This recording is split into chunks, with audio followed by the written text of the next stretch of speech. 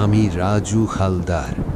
1947 সাল থেকে আমার পরিবার পতাকা বানাচ্ছে।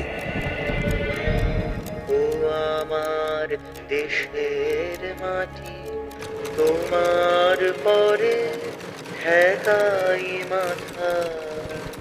প্রতি বছর মানুষ আমাদের বানানো পতাকা লাগাতো চারিদিকে।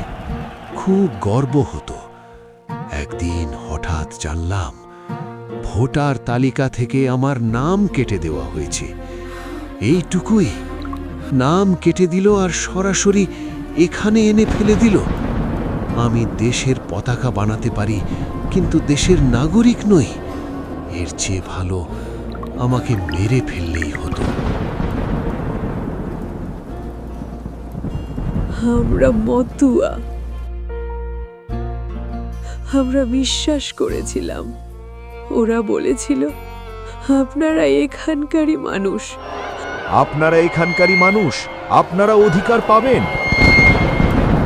কিন্তু একদিন পুরো গ্রামের সকলের নাম কেটে দিল একসাথে, যেন আমরা কখনো ছিলামই না।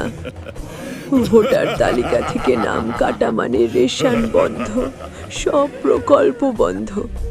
তারপর আমাদের এখানে এনে ফেলে দিল।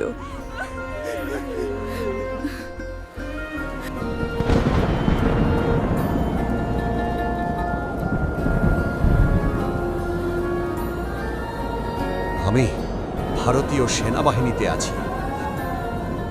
সীমান্ত পাহারা দিয়েছি, রাত জেগে দেশকে রক্ষা করেছি, নিজের পরিবারের থেকে দূরে থেকে।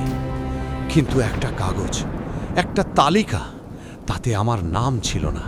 ভোটার তালিকা থেকে আমার নাম কেটে দিল। আর আজ আমি এখানে। আমাকে কোনো শত্রু দেশ বন্দী করেনি, আমাকে আমার নিজের দেশই এখানে বন্দী করেছে।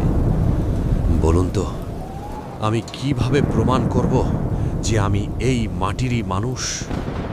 যারা স্বর্গগত তারা এখনো জানে স্বর্গের চেয়ে প্রিয় জন্মভূমি।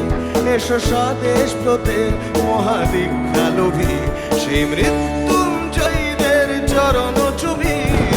যারা জীর্ণ জাতির বুকে জাগালো আশা, মৌন মলিন মুখে ফোটালো ভাষা।